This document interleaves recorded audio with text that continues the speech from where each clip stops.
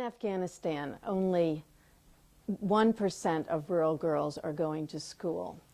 And we've seen in many parts of the world that women's education is the key to their empowerment. What is unusual about our mission is that the women are actually able to recreate centuries-old embroidery as their source of income. So it's really meaningful work that they're doing. What is really different is we're working at the grassroots from the bottom up with the women, and we're responding to what the women want to do, the work that fits the rhythm of their life, that isn't threatening to existing cultural patterns. Rubia was founded during my ethnographic research on Afghan languages and culture. I was working with a group of Afghan women who were refugees in Pakistan escaping from the violence of the Taliban. Eventually, these women returned to their villages in Dari Nur in Nangarhar province in eastern Afghanistan, not far from the Pakistani border. That is where Rubia works today. We realized we didn't have financial resources to start something that required a lot of equipment, and that we would keep whatever we did mobile and on a small scale. And it became apparent to us very quickly that women knew how to embroider, that this was an old skill that was passed down from the hands of mothers to their daughters, and that we could improve the skills and work with their traditional patterns and patterns from different parts of Afghanistan to really create a beautiful line of work that would be a new product for the Western market. Along with the embroidery, we decided to provide basic literacy classes for the women. Literacy was a great way to train everybody to be part of this community effort. After a while, the women said, "This is great that we've got some education. Let's start a school for the children." And so we started a small elementary school, which actually reached about 100 children in the neighborhood where they lived. Our commitment is not to the leaders, but to the most marginalized of women.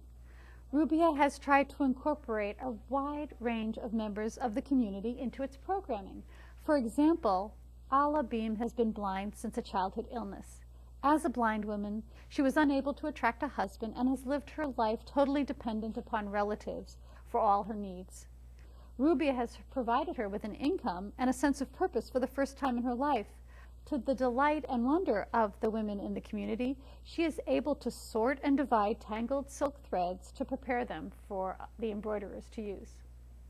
Rubia's innovative economic development, literacy, and health programs address poverty by bringing women together to talk and learn in the context of producing fine handwork. But Rubia is more than handwork production. It is a grassroots community building, education, and empowerment vehicle for Afghan women and their families. Through Rubia's multi-pronged approach, women are pulling each other out of poverty and ignorance. Handwork is one of the means to economic livelihood, but education is the goal that will transform their lives. People wonder how much money it takes for women to have a better life in Afghanistan. Income from a women's embroidery may only add up to about $50 a month, but that $50 will buy medicines critically important to them, food for their families, transportation, and basic school supplies for their children. Having money in their own hands bolsters a woman's standing among her family and the respect among her peers. Rubia produces an exquisite product of fine handwork. We work with traditional patterns taken off of old textiles. We have used natural plant-dyed yarns for many years, and that is the center of our work. And to the extent that we continue to be able to obtain and dye naturally dyed threads, we continue to use them. That's indigo, that gives us blues, pomegranate skins that give us beautiful golds, and madder root that gives us red, which is where Rubia gets its name from, the madder root.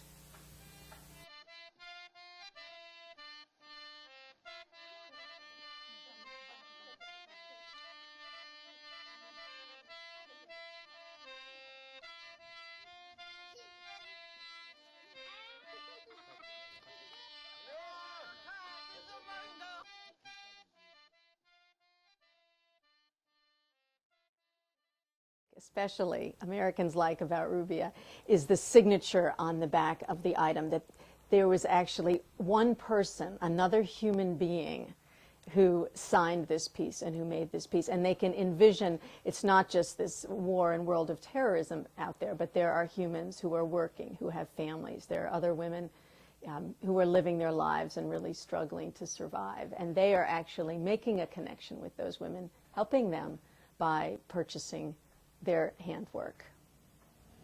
Rubia wants to reach that 80% of the women in the country of Afghanistan who are illiterate, who don't have access to health care, who don't have access to literacy and schooling. And it's the embroidery that is the hook. Threads of Change is a new program that we're about to launch. Approximately 600 girls and women will be given booklets with a set of illustrations, each bearing a different message. The simple but critically important illustrated lessons highlight hand washing, breastfeeding, immunization, voting rights, education for girls and women.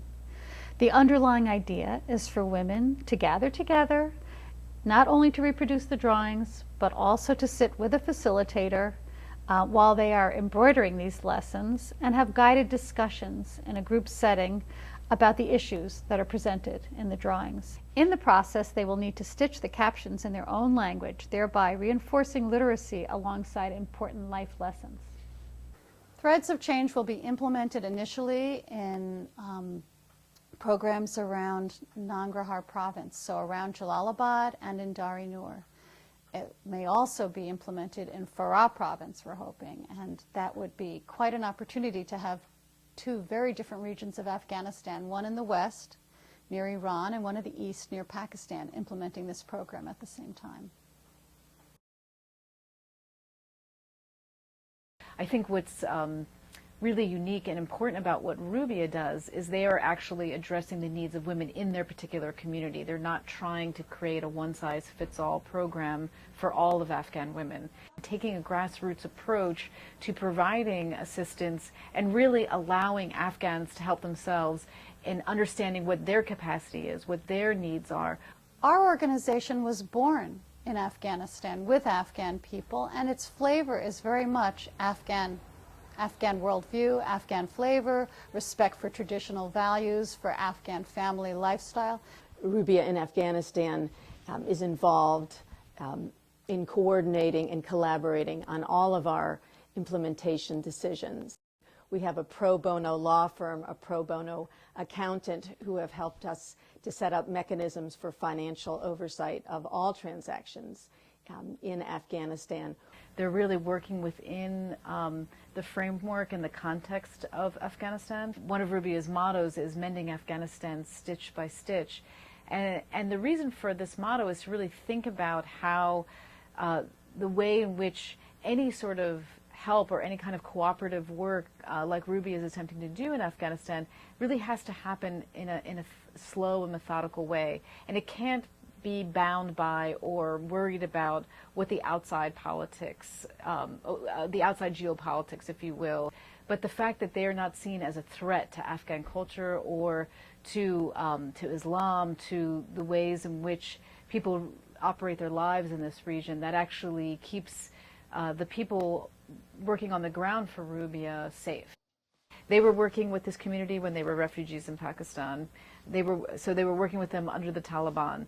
They worked with them throughout the early days of the U.S. Bombing of Afghanistan after 9/11. They continue to work with this community now that they're back in Dari Nur. This is the Afghanistan we don't ever get a chance to see. We don't get a chance to see how people live their everyday lives in very difficult situations, and how they laugh and joke and smile and really enjoy every last second of life in Afghanistan. And I think that's the Afghanistan that we're helping, that Rubia is really focused on helping. Americans delight in Rubia's story of hope, and what ignites that often is our theme, "So Don't Grow." It strikes them, the contrast between the beauty of these embroidered poppies made by women in their home and the ugliness of the opium drug trade and the ugliness of the news of Afghanistan that they hear from the United States. It gives them a positive message of human-to-human connection between Americans and Afghans. Rubia has a very long vision. We're there for the long haul. We don't have a time frame in which we'll be finished, and we'll continue to work with the communities we work with as long as we provide a service to them. Our commitment in helping women become educated is generational. By teaching women to read and write in their own language, it guarantees that their children will have an even greater chance at education and be the hope for the future.